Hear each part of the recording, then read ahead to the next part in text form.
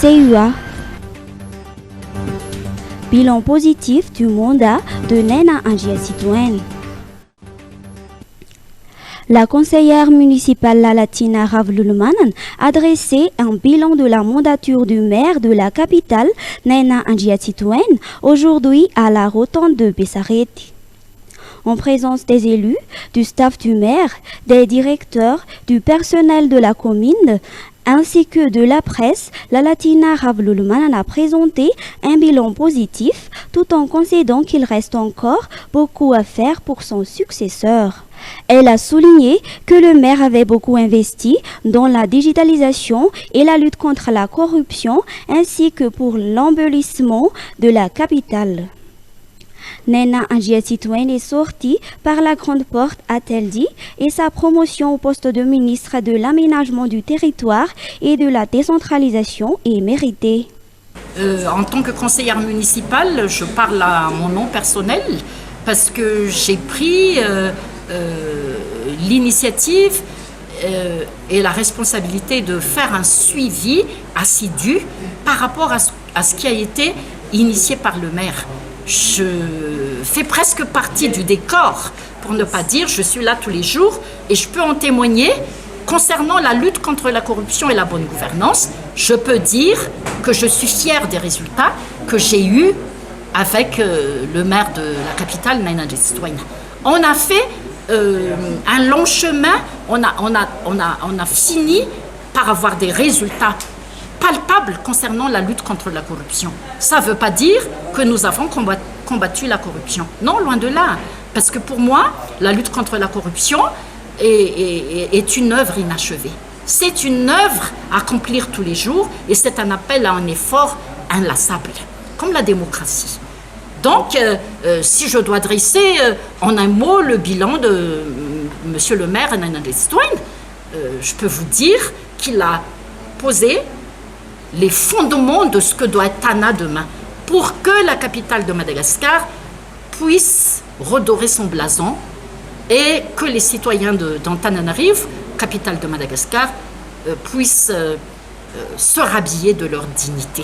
Moi, je dirais aujourd'hui que tous les efforts qui ont été entrepris, tous les résultats, toutes les infrastructures qu'on a pu mettre en place, c'est un bel héritage pour celui ou celle qui va reprendre le flambeau après. Énergie renouvelable. Des entrepreneurs allemands attendus à Madagascar. À Madagascar, seuls 15% de la population ont accès à l'électricité d'après les statistiques de 2015 et 80% de l'énergie produite provient de sources aussi polluantes qu'onéreuses des combustibles fossiles, notamment le charbon et le pétrole. Face à cette dépendance énergétique, les énergies renouvelables représentent une option sérieuse dans la mesure où Madagascar dispose d'un fort potentiel dans ce domaine. Conscient du problème énergétique à Madagascar et de ce grand besoin, l'ambassadeur d'Allemagne a souligné ce matin en conférence de presse que l'Allemagne s'apprête à renforcer sa coopération avec Madagascar dans le domaine des énergies renouvelables. Il a annoncé la visite prochaine d'entrepreneurs allemands. Je vois un chantier pour la coopération plus renforcé aussi dans d'autres secteurs, par exemple dans le secteur d'énergie renouvelable.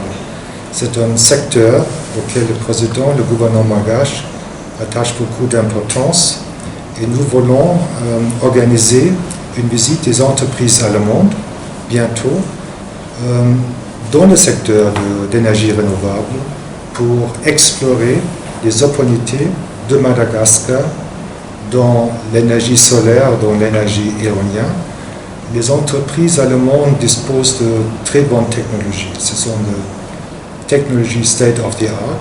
J'aimerais bien que cette visite pourrait contribuer à renforcer les relations économiques. Et nous aimerions bien aussi organiser des visites l'année prochaine dans d'autres secteurs économiques.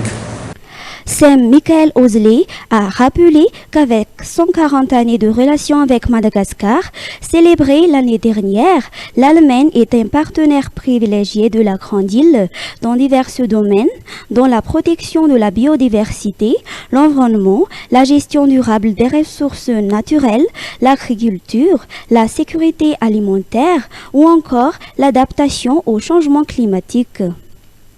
L'énergie renouvelable et la bonne gouvernance s'ajoutent dorénavant aux domaines soutenus par l'Allemagne. Réhabilitation de l'aéroport de Tuamasin. L'appui du Japon sollicité. 44% de la seconde phase du projet d'extension du port de Tuamasin, financé par le Japon, sont actuellement réalisés. L'achèvement de l'ensemble des travaux est prévu pour 2026. Parallèlement, le ministre des Transports a sollicité l'aide du Japon pour la réhabilitation de l'aéroport de Tuamasin. L'élargissement de la coopération bilatérale a largement été discuté lors d'un entretien cette semaine entre le ministre des Transports, Valérie Ramouzaville, et Sema Bekuji, ambassadeur du Japon. L'échange d'expertise dans la gestion du transport ferroviaire, le renforcement de la sécurité routière, le développement du transport fluvial, ainsi que la possibilité d'échange d'expériences et de formation en matière de gestion des aléas climatiques ont également été abordés au cours de cette rencontre.